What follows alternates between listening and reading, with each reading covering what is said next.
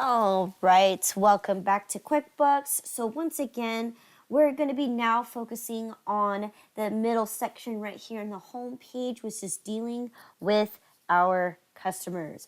Now, in this case, like I mentioned earlier, customers is actually a really huge chunk of a business, as you guys know, right? The purpose of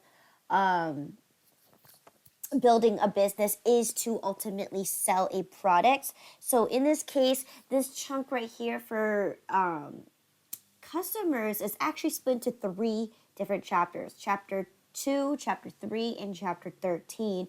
And that's what we're going to be learning this week, okay?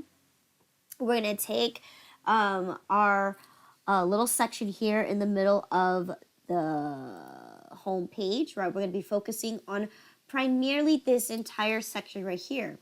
But for today, we're going to just break it down into smaller sections. So today we're just going to be focusing on how are we going to be entering our invoices or sales receipts, okay? When we actually sell a good or service. And then tomorrow we'll focus on how do you do customer statements and so on and so forth. And then chapter 13 is going to focus more on estimates. But for now, let's just go ahead and focus on the main part here, which is this flow of transactions. So if I were to take a look at this middle section right here under customers, right?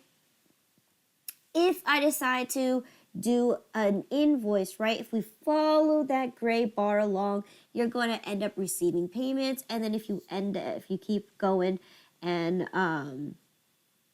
continue on, it's going to go to record deposits. So in this case, right, it's just the same thing in reality. When you bill your customers, right, you're expected to be paid. And when you're expected to be paid, how else are you going to get money into your bank account? You got to go make your deposit. So this is essentially the same thing. And of course, we're going to also focus, well, what if we had in-store sales or cash sales? Well, that's what this section's right here for when we have sales receipts, right? And you can follow that line too, and you also be able to deposit that money as well.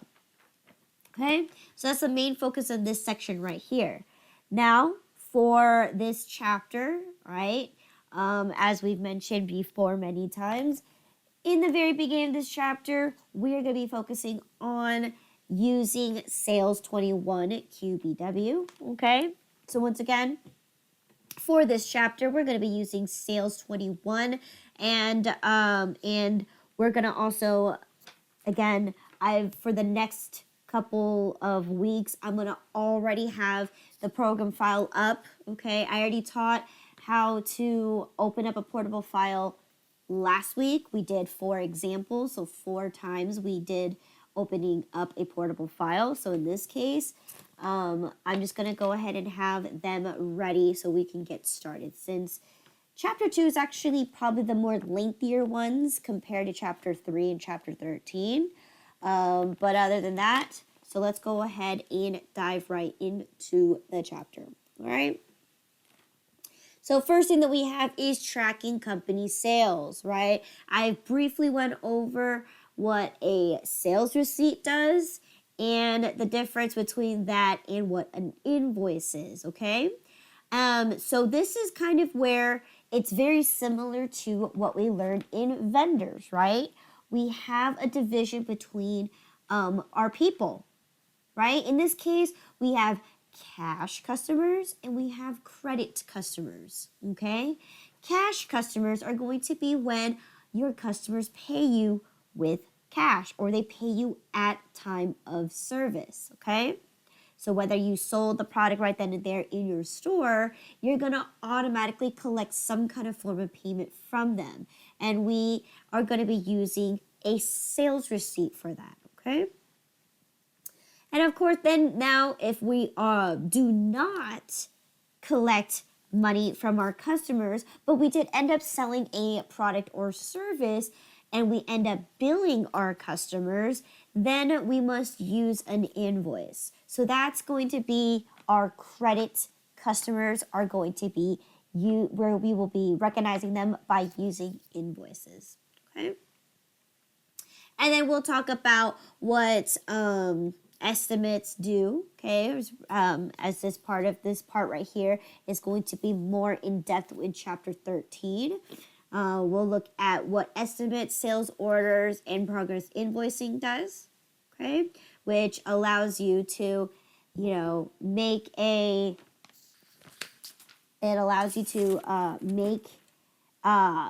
quotes, bids to give to your customers, okay?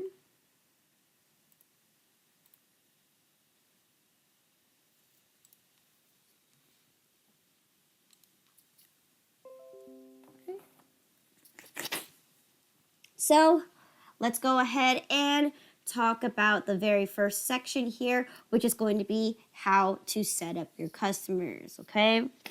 Now, let's talk about the customer center, all right? Here, customer center, right? There's only 3 ways you could get to the customer center, right? And it's the same exact 3 ways as you were go to get to your vendor center, right? In this case, what you're going to notice, a lot of similarity of ways to get to certain places are going to be a lot more simpler, right? If you can access the vendor center, you can also access the customer center the same exact way. So right here under this section here in the middle section of your home page, you do have that blue tab that says customers, and if you click on it, it will take you straight to the customers, right?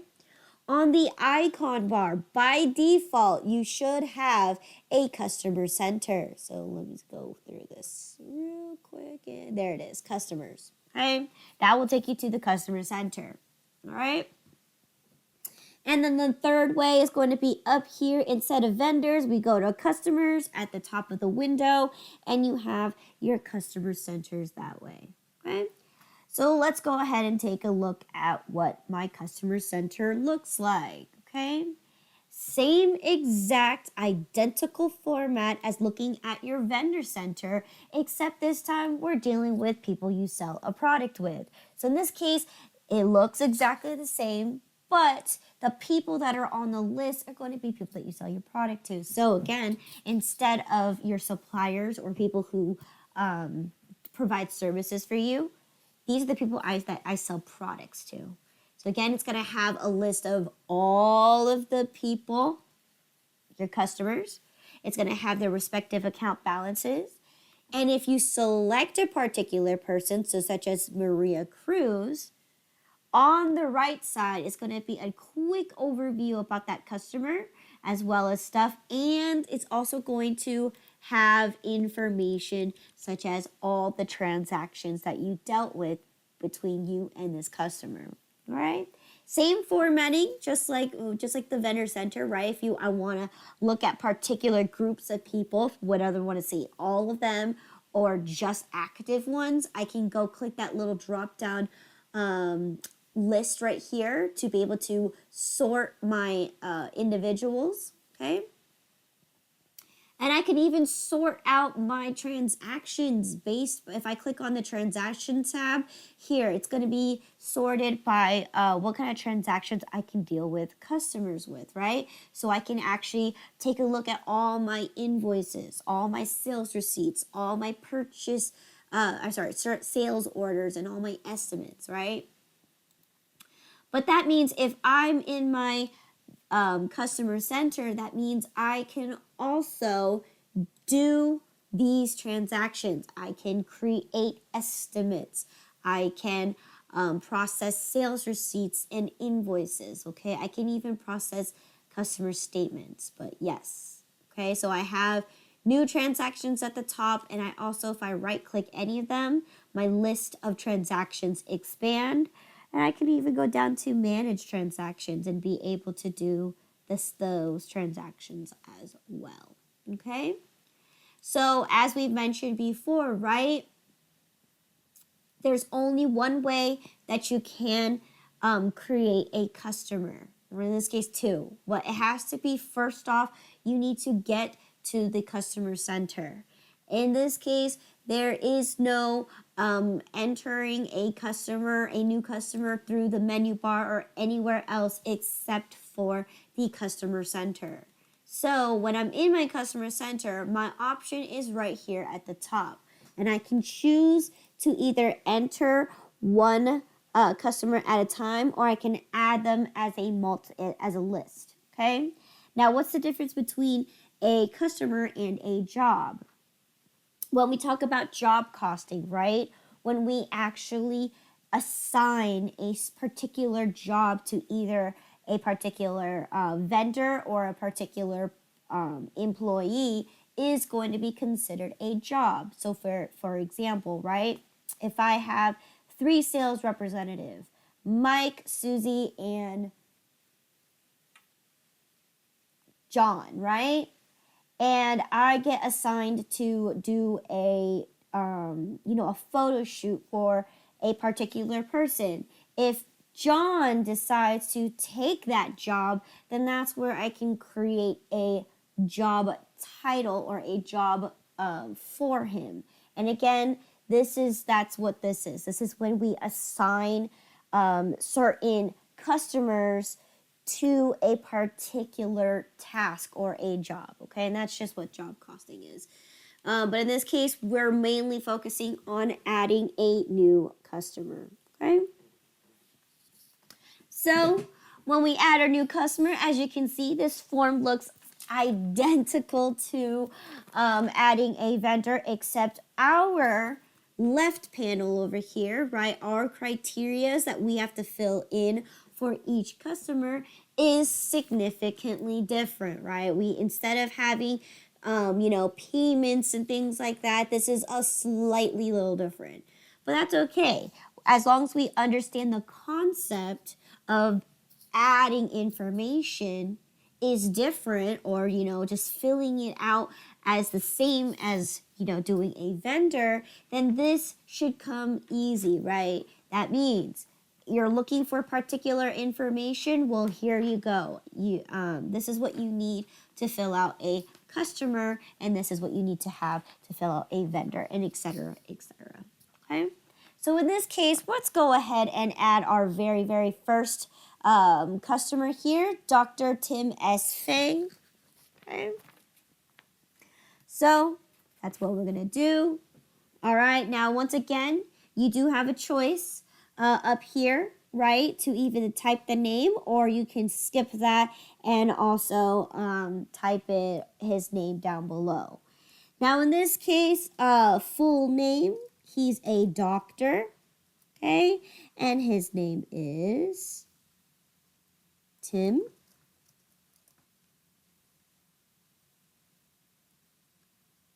He has a middle name, S, and his last name is Fang. Okay?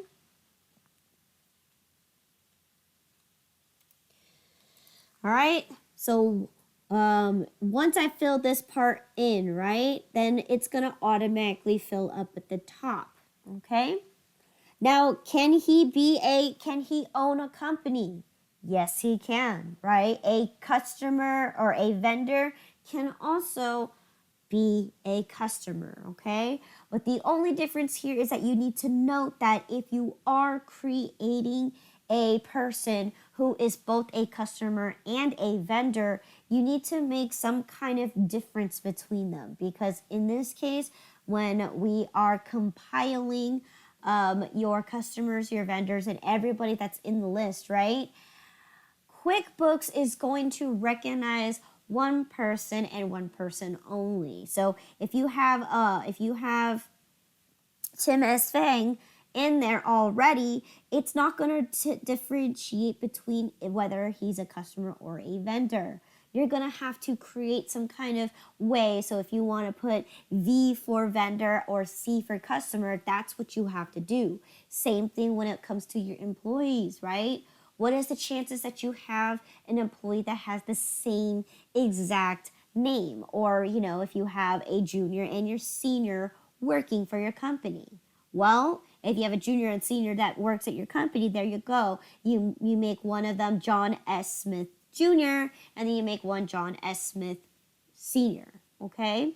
It doesn't take any other information except for the first and last name. Okay, so there's no, it does not recognize social security or addresses. Okay, so that's why it's very crucial when we look at names that you have to make some kind of difference between them in order for you to enter them as a vendor or a customer slash employee, right? That's just a little fun fact for you here. Can he own a company? Yes, he can, but in this case, we're just gonna not put his company in there. Now, job title, well, in this case, we could just say he's the owner. Okay. Now, main phone number. Main phone number is going to be 408-555-8298. Okay. He has no other phone. It's just that phone number. His main email is drf, Dr. F at, let's see, drf at df.biz.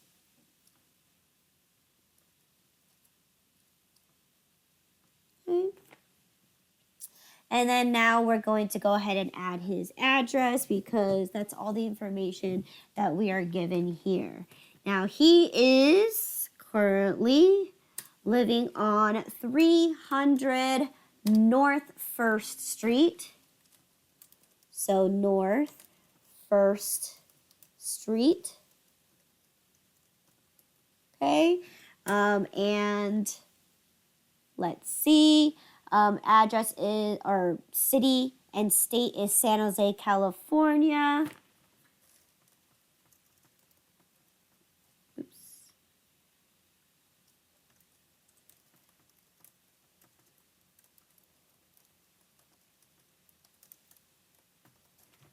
Nine 5136.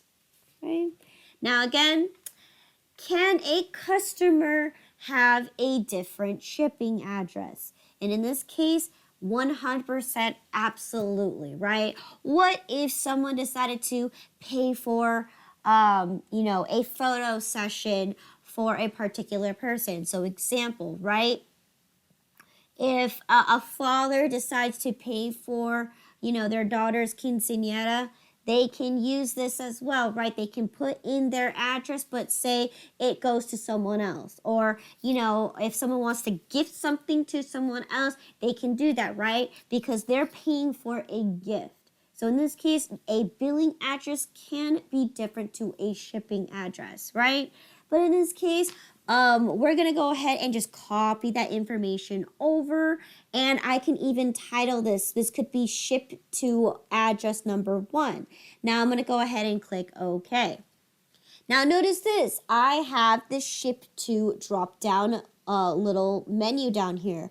I can add as many addresses, right? Because what if this particular person decides to say, hey, I want to also buy myself a wedding session, or buy myself a nice professional, because I'm a doctor. I want, professional headshot photos so I can put it all over in my doctor's office, right? If that's the case, then I can order something for myself. All right, or he can order for himself and get billed and shipped to the same place. So in this case, yes, you can have multiple addresses for a particular customer. And the great thing about that is if you are creating these orders, you can double confirm with your customer, right? Is this the address that you want it to go to, or did you want this address to go to this address, right? Always double confirm, and then by you having multiple addresses saved, right, it will just save you that much more time instead of having to type in all the information all over again. So in this case, I can do a ship to address number 1, and then in this case, I can even select which one is my default shipping. So in this case, I'm going to assume that the doctor's office is going to be where I'm going to be shipping this services to or products to. So maybe when we're done with the photo shoot, you ship out the picture out to his address. Okay. So once we got that particular section done, which is the very basic information, okay, or we can name this the office. Okay, so I can edit this, right, and say I don't want it to say ship to one. I'm gonna call this office. Okay. All right. So now that we finished that first section, the next section says, well, let's talk about payment settings. Okay. So in this case, this is us looking at being the vendor, and that this is the person that's being our customer, right? So this account number is us giving it to this particular customer. So in this case, the account number is going to be 35461. Oh, sorry, that's right. 3456. Okay. And then let's see. So with that, that's the account number. Is there a limit, a credit limit that we can offer to our customers? Absolutely. It's going to be $8,000. Now, again, you're able to determine this, especially when you run their credit score, right, by running their Social Security, right? Every individual will have some kind of credit limit. You can't set it all for all your customers to be one price point, or it can be, subjective, right? If this person has a really good credit, then they can do the maximum of $10,000. If this one has a really low credit score, then they might get $500 or something like that. So again, if you're doing, depending on what kind of customer that you're serving and what kind of credit options that you are looking to offer, then you're going to go ahead and set a credit limit on that individual, and it will be right there. Okay. Then we're going to also take a look at their terms, which is going to be net 30. Okay. So terms.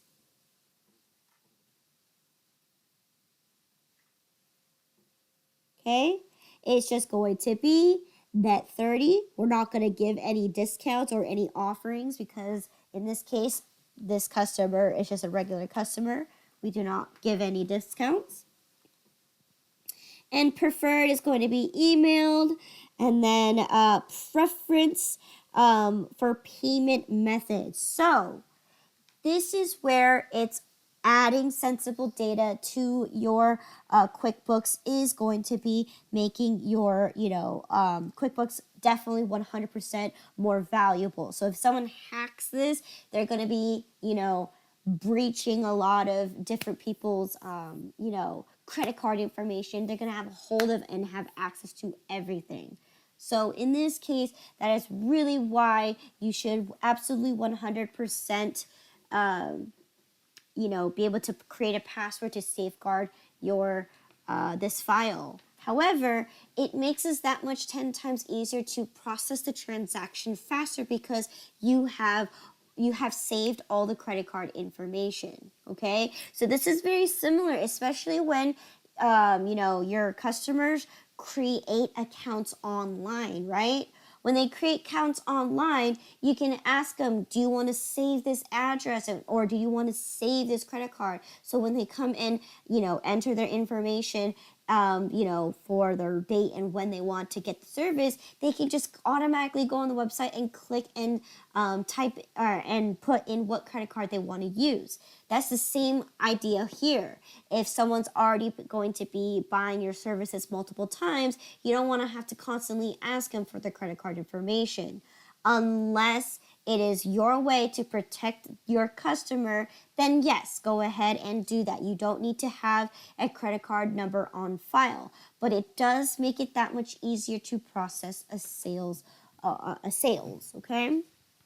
By having their information down, it just makes it that much easier. So in this case, it's going to be Visa. Okay, now what's going to be the card holder's name? And I believe it is Tim S. Fang. Now notice this. If I just type in credit card. Okay, so first it goes credit card number. So the credit card number is going to be 1234 dash 4567. Hold on, I'm trying to 1 2 3 4 5 6 6 7 8 dash 9 10 1 dash 1. Hold on. 1 2 3 4 5 6 7 8 9 10. There's supposed to be 16 numbers. So 1 2 3 4. Okay? Has to be 16 digits or 12 digits, whatever code it is there, okay? Then it's going to say, well, what's the expiration date? In this case, my expiration date is going to be for December of 2025. So here, December of 2025. Okay? And then what else do you need to have on there? That you're making sure that the, so if you type in here, name on the card, it should automatically fill in Tim S. Fang. Address should automatically fill for you, and then including the zip code. So in this case, I didn't have to type anything. It just pulled the information that I entered in on the first page. Okay? Now, making sure that you do understand this. The only number you absolutely cannot save on your actual profile is a CCV code. Now, what is a CCV code? It is that validation code, that 3-digit that's on the back of your credit card, right? That is going to be a usage of the customer giving you validation or authorization to be able to charge the credit card. And that code can only be given from the card holder itself. So that is a number you absolutely cannot save, right? Because then, what are the chances that someone's going to come in here and start charging customer on their account and using that CCV code to authorize everything, okay? So that's why most websites, if not all, they do have that requirement that they do require you to enter in your CCV code to process the order. In this case, that's something you cannot save, right? Now, in this case, we're not doing anything online, but if you are, again, we'll talk about a small section called QuickBooks payments. That's where online or any credit card action that you need a refund for is going to take place. But in this case, we're not focused on this section at all. All right, so there we enter in all the credit card information and we can now proceed to the next one, okay, which is going to be sales tax. Now, how do you charge your sales tax? Well, in this case, right, since this customer is going to be buying our services and products, right, our assumption is that we're going to put default taxes to be with the tax code tax. Now, if you remember in chapter 7, I talked about what tax codes do, right? If it's a service, you can't unfortunately tax for services because it's based on time. In this case, you charge regular sales tax if you sell a product. Now, those exceptions to those rules are going to be if they are a government official or they serve the government. So again, anybody that is in the military or, military, Navy, whatever that's a government official, they get a discount or they get taxed differently, right? And then we have NFPs, which is for-profit organizations that can also get a separate tax. Now, out-of-state taxes, okay? We'll talk about taxes in chapter 3. We'll be more we'll talk all about taxes. So in this case, right, you can charge out-of-state taxes, especially if the service was provided and it was out of state. You're going to charge the tax based on the state you do the service in. So in this case, you could do charge out of state or so on and so forth. In this case, I'm gonna make sure that he is that he's gonna be defaulted with a taxable tax item. Okay. What is his county that he gets taxed at? In this case, he gets taxed at Santa Clara. Okay, so Santa Clara tax. Okay, and again, is there a resale number? Resale numbers is if this person decides to buy items from you, right, as a customer, and they decide to resell the item. So in this case, if they have a resale number or code, then you would put it there, because you can tax exempt for those individuals who do resell a product. Okay. Next one is going to be additional information. So if you remember this section, right? So in this case, we're going to talk about customer type. So if there's a vendor type, there's also another means to separate your customers as well based on a criteria. So are these business people? Are these individuals? Are they referred, residential, retail, whatever they are, right? Now in this case, if you have those kind of services that say, hey, if you refer a person to my services, I will give you a 10% discount and I will give them a 10% discount, right? Trying to spread the name out. And you can separate them by putting them into some kind of customer type. So in this case, I can have, for example, someone who's a referral, okay? Again, you can have someone who's a retailer or a wholesaler, right? In this case, he's just regular business. And then, does he have a representative? In this case, yes, he does. So in this case, I only have 2 people who are currently working at my business, and his sales rep, and my sales rep for this person is going to be Mike Mizuki. Okay? Is it necessarily to have a sales rep? No, but if you are the kind of company that likes to do commissions or based on people bringing in their own clients, right? Then go ahead, you can fill this section out. It's not necessary. So if Katie and Mike are playing on the same field, then no. Whoever gets this client, they get their client, right? And it doesn't matter who it is, whether it's Mike or Katie. But in this case, right, because we are a photo, photography kind of ordeal, right? Maybe we do have commissions and bonuses based on how many people they bring into the company, right? And that's a very, very common type of business. So in this case, I'm going to say Mike, okay?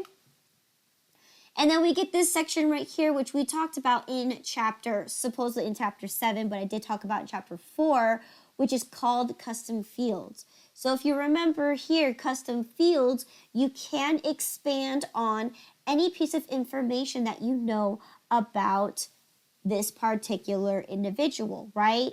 The best way to get connected to your customers is always going to be talking about their personal lives. So in this case, if this county is not the only thing that you know about this particular person, you can come down here and define fields. Maybe you know their spouse's name, okay? Maybe you know they have a pet, okay? Pet's name, okay? And say customer and vendor, right?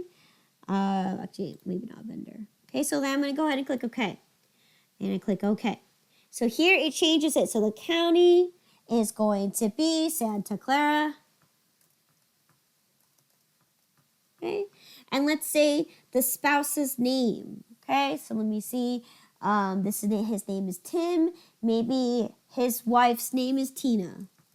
Tina Fang. Okay. And then maybe he has a pet, right? He has a dog named, I don't know, Willie. Okay.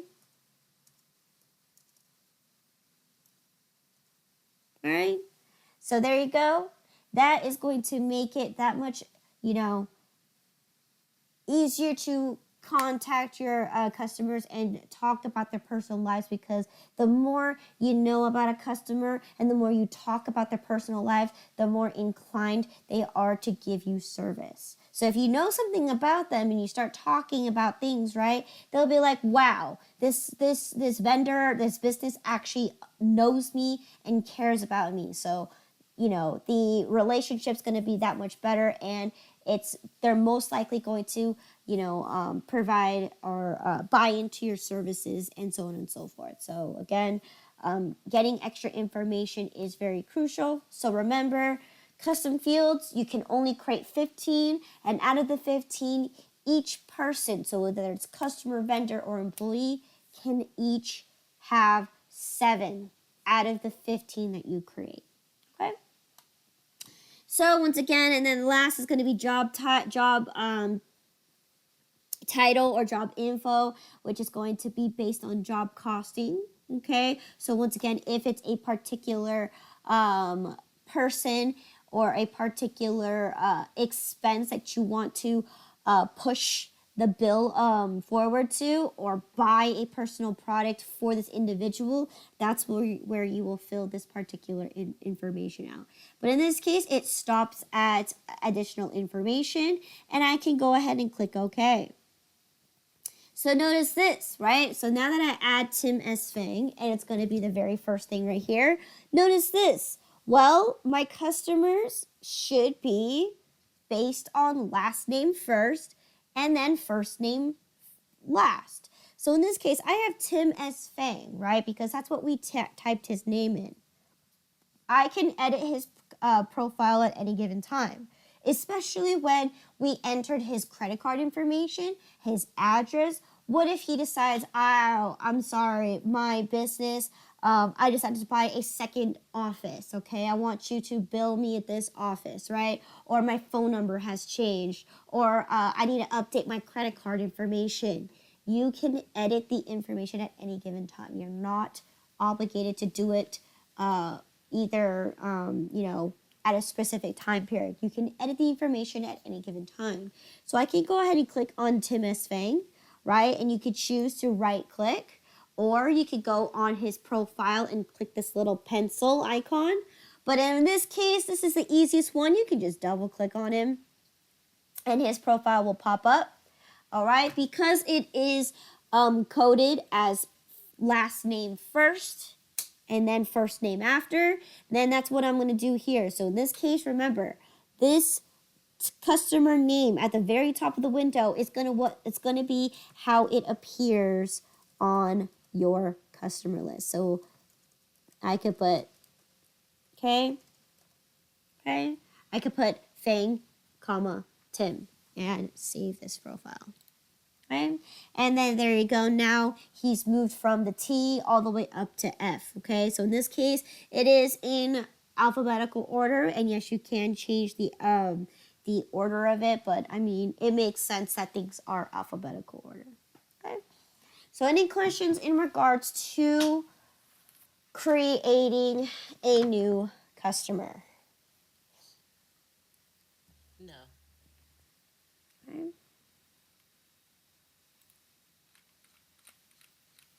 All right. So again, we briefly talked about job costing. Now, in this case, in this particular chapter, job costing is going to be very, very, very small. The more, the chapter that you'll see it become more prevalent in is going to be chapter 9, where we talk all about how to use job costing and how we can use it to send bills along to other customers. So for example, right, I gave you that example. If I'm buying a particular camera for a particular customer, right, I'm not going to pay for it. I'm going to go ahead and send that bill to that customer because the customer wanted that camera, right? But they're just only using me as a third-party vendor, or I'm sorry, they're using me as the middleman to go ahead and retrieve that camera from either a warehouse or something like that from my supplier, right? So in this case, I'm acting as a middleman to get that camera for that particular person. And what I'm going to do is I'm not going to pay for it. I'm going to bill that person because that was the job. The job was to buy a personal custom camera for this individual, and that's what I did. So that's, again, we'll talk about job costing more in chapter 9, okay?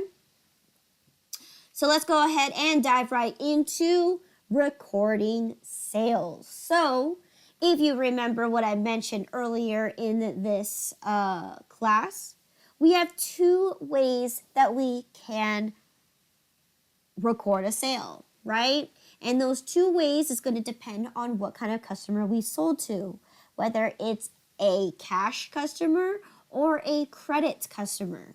Okay, so the 2 types that we can use is going to be a sales receipt or an invoice. Now this is pretty straightforward, right? If you sell something in store, you're going to give them a receipt.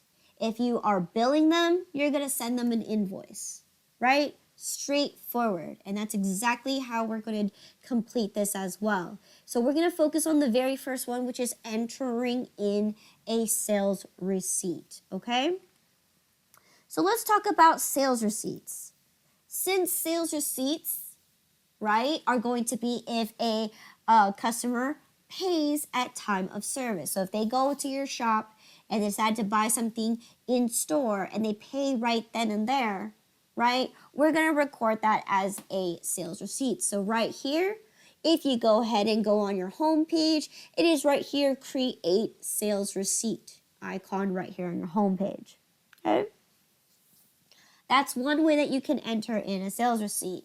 The second way you can do that is going up to your customers on your menu and you have enter in sales receipt. Okay? That's the second way. Third way is going to be any way that you can get into the vendor center. Okay? So any way that you get to the vendor center, whether it's on your home page, icon bar, customer center. Any way that you can get to your customer center, whether it's homepage, icon bar, or menu bar, right? You have new transactions at the top to enter in a sales receipt, okay? You can right-click on a particular customer and enter in a sales receipt as well, okay?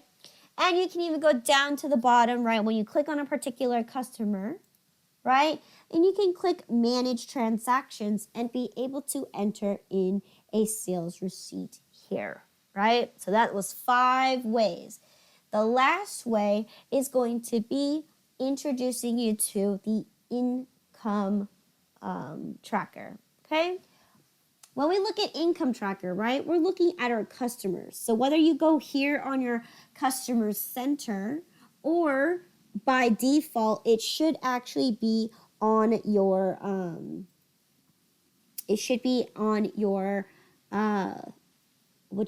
your icon bar, right? Income tracker should be right here. This keeps track of all of your income, whether it's invoice or sales receipt. Now in this case, this is more so for accounts receivable, which is invoices, because again, this gives you the process of billing your customer, right? Sending them an invoice, keeping track of whether they paid or not, and then keeping track of the bills that are overdue, okay? Or invoices that are overdue, okay? Now again, this is called an income tracker, all right? This keeps track of your customers for you, right? As you can see, here's the list of all the customers that I've billed or invoiced, and they all haven't paid yet, okay? And then you can also go down to the bottom of this window under Manage Transactions, and you can also enter in a sales receipt this way as well, okay? Since I'm already here, I'm just going to go ahead and click on it, okay? So here is the sales receipt form. Very, very, very similar to a lot of the forms that exist on QuickBooks. So again, we took a look on last week how to enter in a bill. Well, this one is entering a sales receipt. So this one's slightly different because of the things that you need to fill out are going to be kind of different compared to what a bill does. But let's go ahead and take a look at what we're going to be doing here. Okay? So in this case, we're going to be entering a sales receipt for Mr. I think Jerry Perez is our person. So let's take a look. Okay? So we're going to quick add Jerry Perez. So Jerry, right? If I type in Jerry, and notice that he's not popping up. Okay? Maybe he really truly doesn't exist. So as we take a look here, it should be pulling up all the information, whether they are a customer or a job. But in this case, so we're taking a look and Jerry Perez does not exist. So what I'm going to do is I'm going to go ahead and click that tab key. So remember, tab's your best friend. When I click tab, it's going to give me the option. Do I want to quick add this person? Do I want to set them up, or do I want to cancel? Maybe I made a typo and I'm not looking at the right person. In this case, I'm going to quick add them. So again, if it's a customer that's just stopping by once, right, and they want to put their information on a credit card, right, that's what you can do here. You don't necessarily need to have their information, such as their billing address or their telephone number, unless you want to contact them or say, hey, would you like to sign up for this? Then, yeah, go ahead and get their information. But if they're just a one-time customer, you don't really necessarily need to have their information down, okay? But, again, when we're quick adding this customer, we don't necessarily need to fill out any other information except for just their name, okay? Now, do they belong to a class? So if you remember, right, how we use class tracking is based on the store location. So does this customer belong to my Walnut Creek location, or do they belong to my San Jose location? And in this case, we have recognized that Jerry Perez belongs to my San Jose location, okay? And the date is January 27. So San Jose, so they belong to my San Jose store. And the date that I had the service done was January, I'm just going to do it's supposed to be 2021. So let me see, January 27 of 2021, okay? Now, as you notice here, it's going to say sales number. You can use any kind of coding to keep track of your sales, but the best way to do it is by having the year and some kind of coding. So I'm going to say 101. Okay, this is my sales receipt for the 1st of January of this year is going to be my sales number. Now, in this case, it could be any number that you want. It could be 2021-1, whatever it is, a way for you to be able to keep track of it. Now, the next time I do create my next sales receipt, QuickBooks is going to catch on, and because you're telling it a specific sequence, the next one is going to show up is going to be 2021-2. Okay, so it's very, very crucial to try to keep your information as organized as possible. Okay, and let's go ahead and fill out the rest. So again, in this case, you don't need to bill them or send them an address or any other information, right? You can just keep it the way it is. Now, if you have a particular form that you want to use, you could go ahead and put that there if you remember what templates were, okay? So in this case, right, we also talked about what items do, right? Items is going to be anything that you sell within the store. So any products and services that you provide. If you click this drop-down menu, these are the ones that are currently existing under my items list, right? Now, I've mentioned the item list a couple of times before, but we don't really actually see this until chapter 8, so next week, all right? But this is going to be a list of everything that we provide or sell in our store. So in this case, right, we're looking to look into outdoor photo sessions. So again, you don't necessarily need to use a drop-down menu. You can type in outdoor or OU, and then here you go. You either have outdoor photo sessions, okay? Yes, Mr. Jerry Perez ordered outdoor photo sessions. How many did he order? He ordered 3. Now notice this. Because it is a service, right? It's going to be taxed at a service. Now, if you remember, services are non-taxable, okay? They can only charge you tax if it's selling a product or something that has to do with that. But if it's a service, no, unfortunately, they cannot charge tax. They can include the tax in there, but that's, again, that's a whole nother issue, right? So in this case, because it's a service, right, an outdoor photo session means someone's going to go out there and take photos for this particular person for 1 hour. And that's what the quantity means. The quantity means they ordered 3 hours worth of outdoor photo sessions, okay? So once we've done that, okay, then the next thing is going to be, and they also wanted, okay, so now that we got the 3 outdoor photo sessions, they also want to get premium photo packages. So again, if I type in PRE, here you go, premium photo packages. And notice this, when I just type everything in, it fills in the item, the description, what kind of tax code it's using, and it even gives me my sales price, right?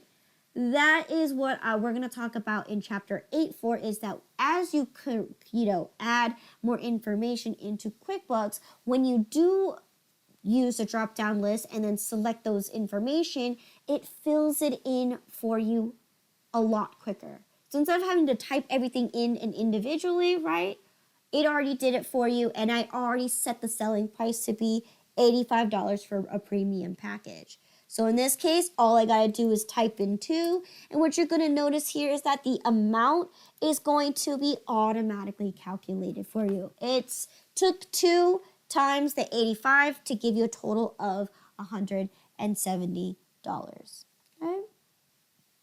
So once we have that, right, we're gonna go ahead and go down here and put in any information here. So then this bottom here says, would you like to have a message to the customer? So again, you can make it personal. You can actually just simply thank them. So that's what we have here. If I want to say thank you for your business, okay?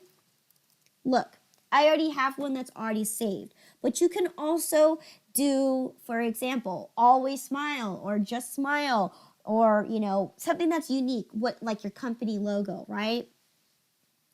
So whatever logo that you are, business motto, you can put it in here and, thank your customer for that. And you can add that message on however you want to say it by clicking add new. But in this case, I've already created one that says thank you for your business, and I'm going to call it a day. Now the memo is very important because this memo is going to help you, 1, build your reports, and 2nd, what we talk about in chapter 3, when we build our customer statements, this is what's going to show up on their customer statements, saying that they purchased from us 3 hours of, or 3, I'm going to do shortcut. So 3 hour outdoor photo session and 2 premium photo packages. So PK, okay, packages, okay? And then we're going to take a look and scroll over, and it says right here, customer tax code. Again, we said it was taxable, right, when we set them up, right, that they're going to automatically be defaulted to be taxed. But right above here, where it says tax, is where you need to adjust it. So depending on what store location they are, obviously, they're requesting services to be done in San Jose. In San Jose, the taxes that's going to be considered is going to be Santa Clara. So again, when we talk about taxes, taxes is going to be based on the state and city that you are currently doing services in. Is going to be what kind of tax codes you're going to be using here. So in this case, because we did services in San Jose, it's going to be charging Santa Clara tax. And as you notice here, it's 8.25%, and it's only going to tax the item that is taxable, right? They did not charge tax on the service item, only the product that we sold. So in this case, they charge 8.25%, which automatically calculates for you. So that means at the end of the day, they owe me a total of $469.03. Okay? Once everything looks good, I'm going to go ahead and save and close. Okay? So then sometimes you'll get like a window like this that will say, okay, well, you've changed Jerry Perez's class information, etc., etc. And yes, I do want to save this so then the next time Jerry Perez decides to buy something for me, it's going to automatically say, well, he must be from the San Jose location. So I'm going to click yes. Okay. So now that I put in my sales receipt, right? How do I locate my sales receipt? Well, there's a couple ways that you can do it, right? Here is by going into the actual customer center, right? You can either locate the person. So in this case, Jerry Perez is who we just did business with. And if you see here, it says that we just currently did a sales receipt here, right here. Here it is, 2021-1. Okay, and we sold to him $469, right? And if you didn't remember that it was Jerry Perez, you could go to transactions and look up sales receipts here. Okay, statement sales receipts, and see right here, Jerry Perez was the last sales receipt that you've entered in here. Okay, so that's how you can locate your stuff there. Now notice this, because I forgot to put in information such as because Jerry paid, right? Jerry was a person who was paying to me at time of service. So in this case, I forgot to add in the check number that Jerry provided for me. So what I can do here is I can locate Jerry Perez once again. So here he is, right? I can double click on his sales receipt at any given time and fill in that missing information, because here I never said how he paid. In this case, he paid by using a check, okay? He paid by using a check, okay? So let me see, check. So he paid by using a check. Okay, now when I click on check, this is where I kind of think it's funny that they put the check number way over here. So in this case, it's easily forgettable, okay? So Jerry Perez, class, San Jose, and he paid using check number 3459, okay? So if I miss that information, I can again go in and automatically fix it by just going back into the page and adding this information. So in this case, that's how Jerry paid. He paid me using a check, and this is the check number. So I'm going to go ahead and click yes to save the transaction. Once you get that beep of approval, right? What you're going to notice here is if I were to close this out, okay? Notice this, since Jerry paid me at time of service, right? When I did that, if we follow this line across, there it is. We got one entry into the deposits because he decided to give me a check. What do I do with this check? Am I going to let it sit in the office? No, I'm going to take that check and I'm going to deposit it into the bank when I'm ready to do it, right? In this case, we're going to be doing a couple more transactions, and then we'll eventually get to the point to deposit the money later, okay? But in this case, that's how you do it. So in this case, I forgot to add something in there. I went back, fixed it, and now if I actually click on this, it will show up that I have check number 3495. 3459, okay? All right. Any questions in regards to entering a sales receipt? No. Okay. So now that we talked about sales receipts, let's go ahead and we already talked about the undeposited funds. What happens when you have money that's not deposited? Well, straightforward, right? It's just like how we talked about in reality, right? A customer decides to send you a check. What do you do with it? It's just going to go into the lockbox, right? Because you're not going to make a trip every time you receive a check to the bank. No, that would be very unproductive. The best way to do it is to wait till the very end of the day when you received all your checks and you received all the cash and whatever it is that you need to deposit, right?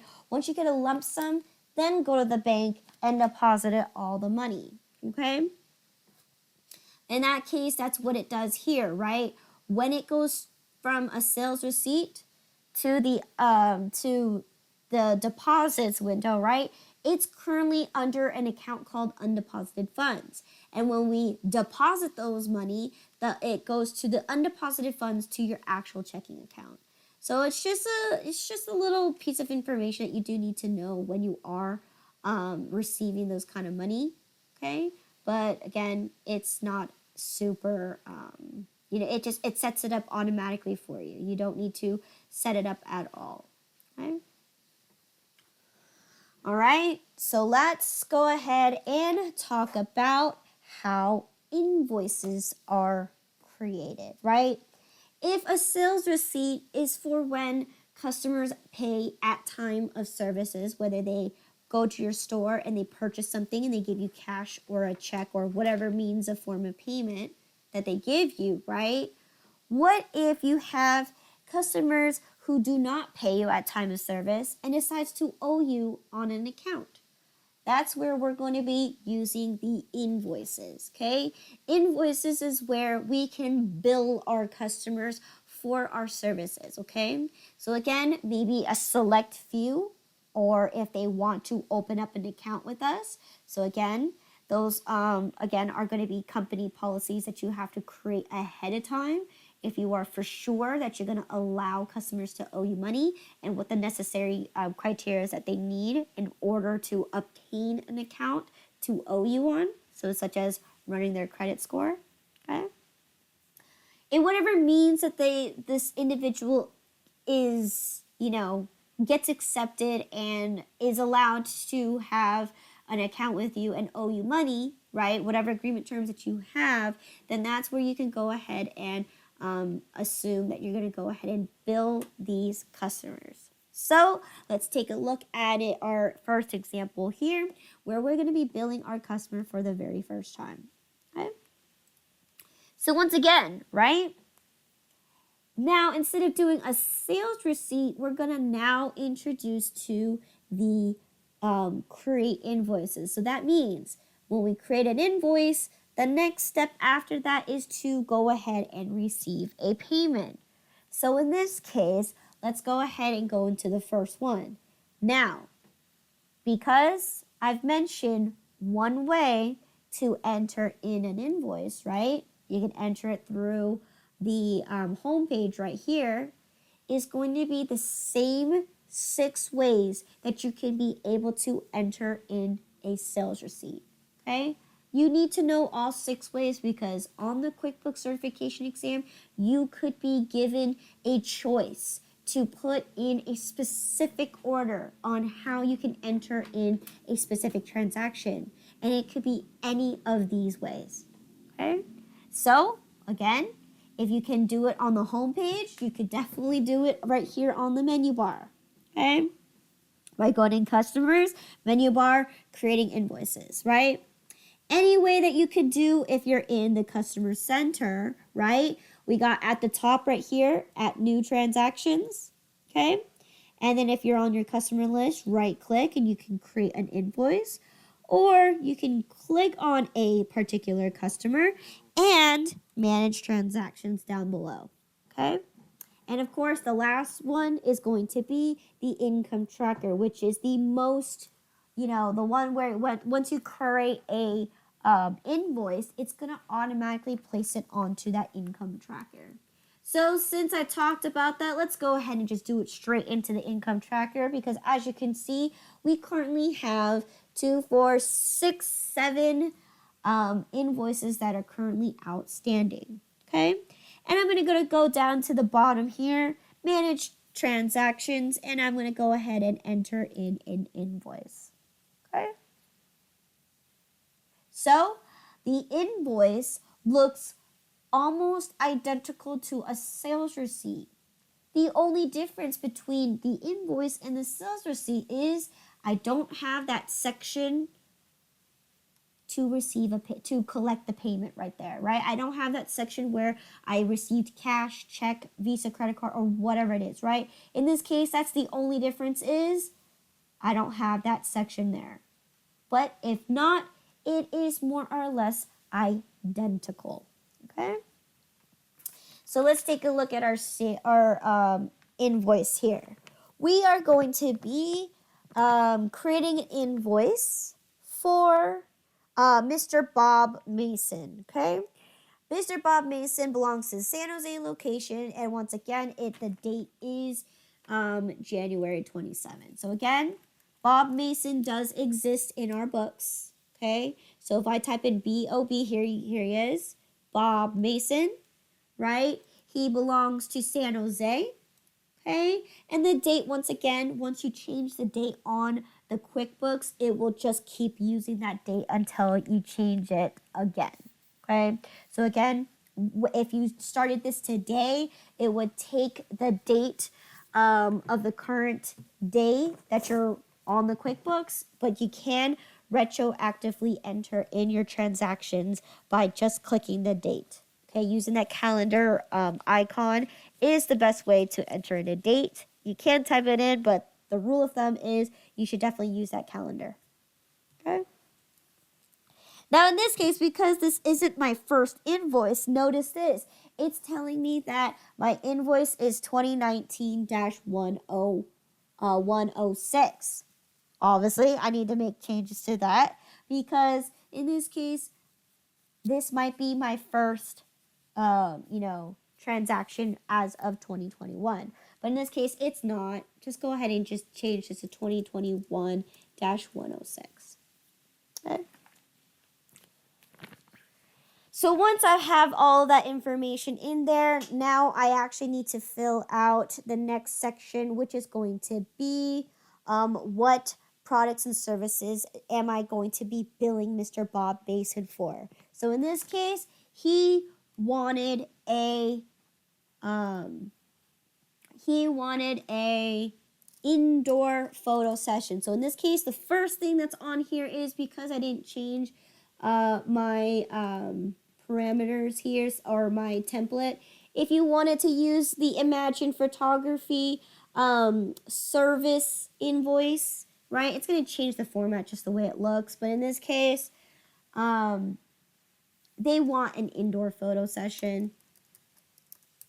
Okay, so if I can type in indoor photo session, how many did Bob want? He wanted just one. Okay, and that is it there. And of course, he also wanted a standard photo package. Okay. So there you go, standard, here it is, standard photo package, and he just wanted one. Okay. So once we go ahead and look at that, tax code is going to be Santa Clara because he belongs to this, he was a San Jose store. So notice this, when I put in Bob's information, right, it automatically filled his shipping date or his bill to date, bill to address, and even other information such as terms. So in this case, I gave Bob Mason an opportunity to get a discount on my terms, right? In this case, he gets a special discount if he pays within 10 days, okay? And of course, my message down below is going to be, thank you for your business, okay? What did he buy for me? Well, he bought 1 hour indoor photo session and 1 standard photo package. Okay. He's going to be taxed at Santa Clara, which is the city. Okay, and it's going to only tax the item here. All right. So now, at the end of the day, Mr. Bob Mason's going to owe me $154.54. Okay. Once everything looks good, save and close. Okay. So now it's added to my list of invoices that I have, and it also has updated my my customer center, right? If I go look up Bob Mason, his transactions has increased. So let's go ahead and take a look at Bob Mason's account, okay?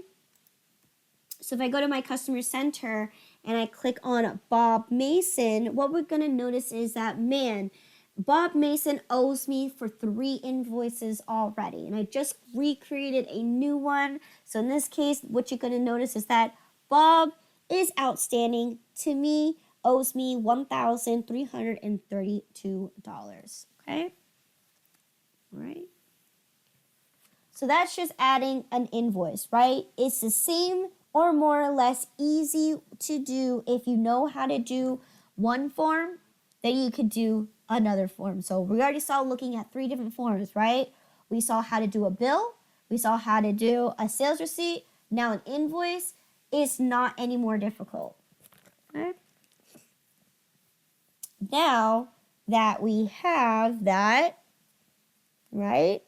Let's do another invoice, okay? But this time, we're going to be using what's called calculating items. So for example, right?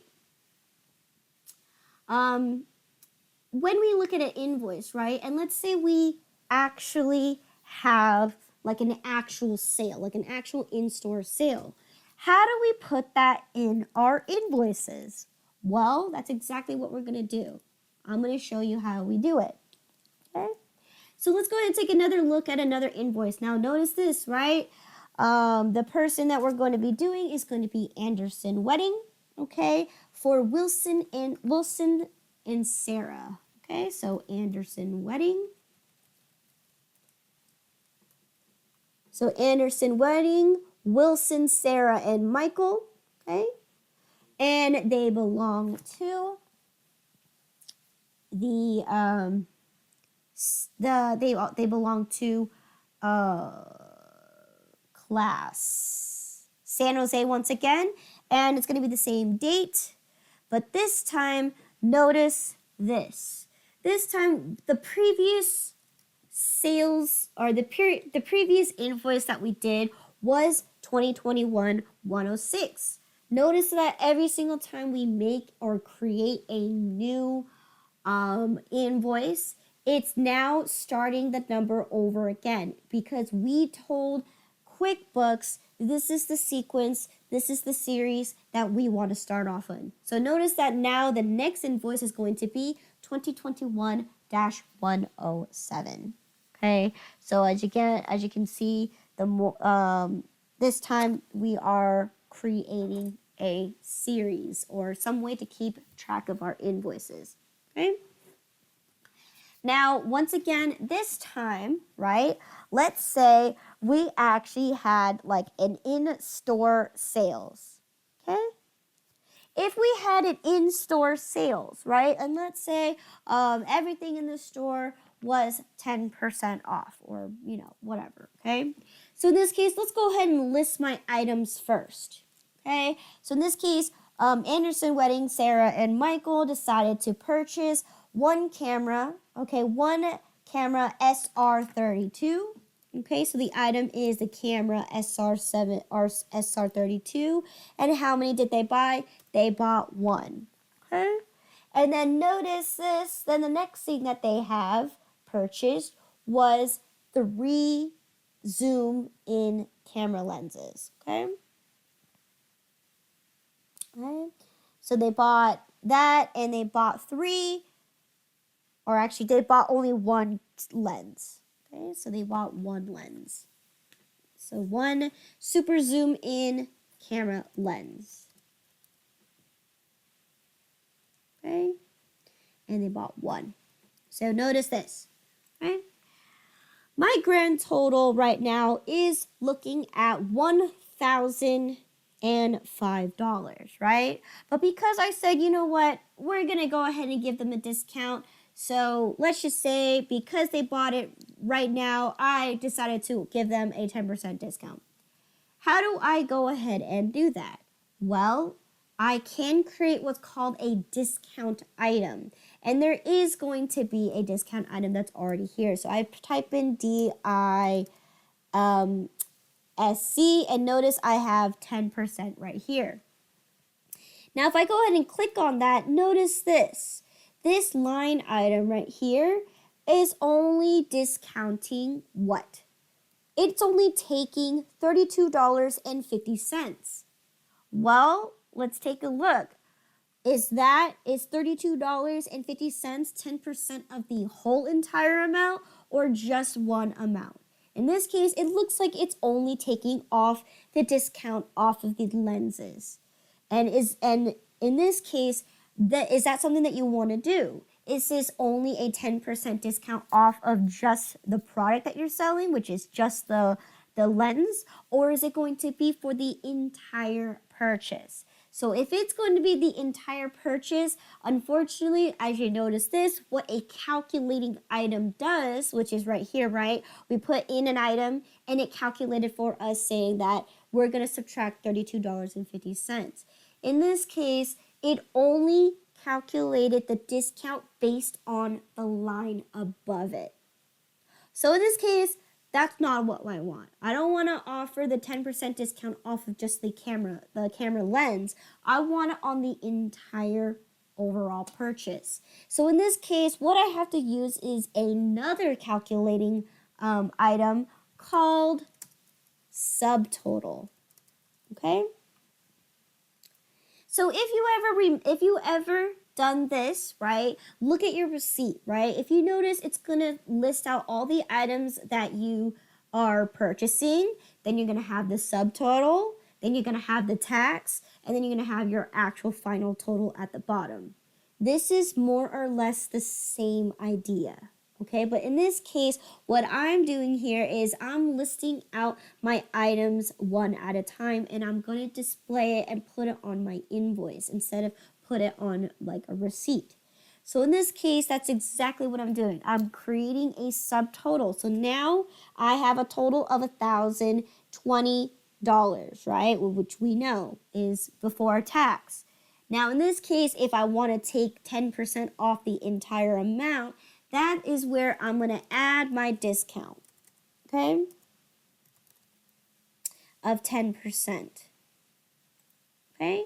And then now notice this. It now has calculated the amount above it. So 10% of $1,020 is $102. So then now Anderson Wedding now owes me only $994, okay? And that's this.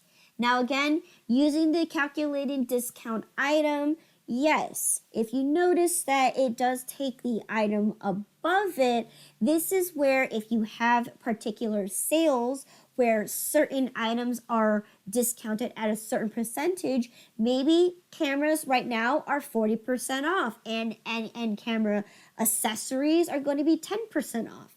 Then you can create those extra line items in there to go ahead and say, well, I'm going to discount the camera for 40% off and only discount the lens for 10% off.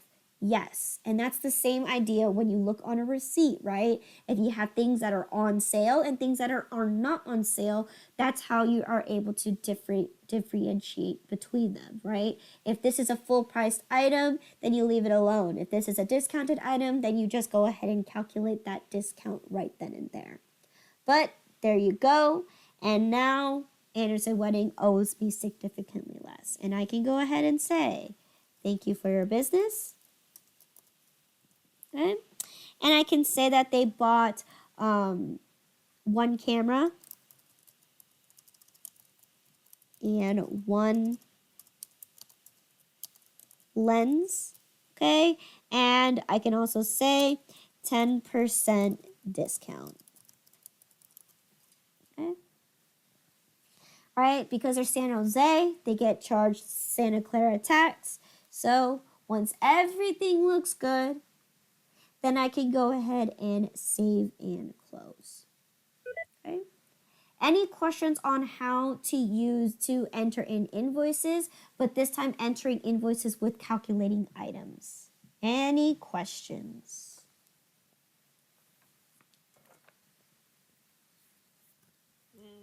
No. Okay.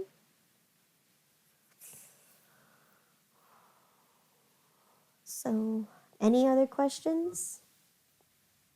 Yes. I'm good. Okay.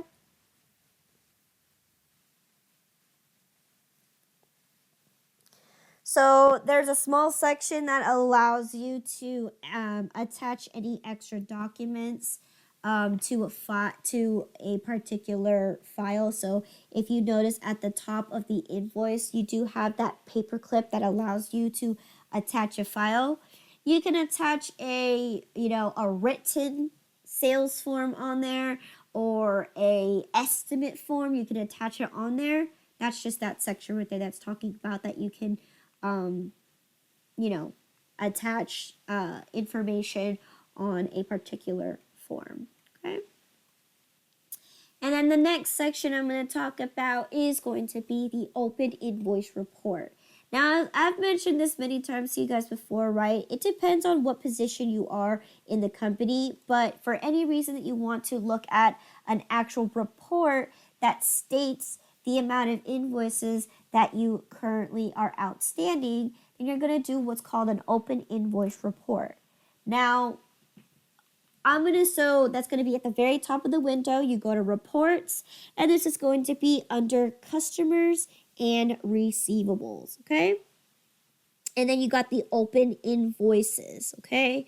So if I go ahead and click open invoices, okay, and if I toggle this to say not just today, but for all invoices, it's going to give me a report on each individual customer and the details in it saying this is the invoices that they owe me. So as you can take a look here under Anderson Wedding, under Kumar, I have an invoice there. Under Wilson and Sarah, I just created an invoice there.